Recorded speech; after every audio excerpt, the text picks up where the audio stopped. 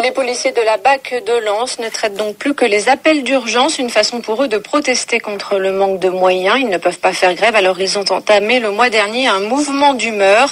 Ces hommes de la brigade anticriminalité estiment qu'ils n'ont pas les moyens de travailler correctement, des voitures pas assez puissantes, pas assez nombreuses et qui ne font pas le poids face aux grosses cylindrées des malfaiteurs.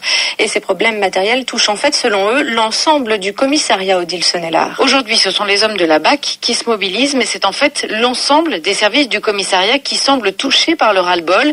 Manque de moyens, de mobilier, réseau informatique obsolète ou inadéquat, comme le raconte Christophe Deporter de l'équipe de quart de nuit. Acheter du matériel, ça nous est déjà arrivé, que ça soit des gants pour les interventions, que ça soit des lampes. Alors ça devrait nous être fourni, puisque c'est pour nous, notre sécurité, pour le bien des gens aussi. Donc on passe presque plus de temps à essayer de trouver du matériel que de travailler correctement. Donc, on n'est pas rentré dans la police pour ça, quoi. Le chef de la police du Pas-de-Calais, Thierry Alonso, lui répond que le commissariat de Lens n'est pas plus mal loti qu'un autre. Certes, 2 voitures de la BAC sont immobilisées, l'une en révision, l'autre qui vient de recevoir une balle tirée lors d'une intervention.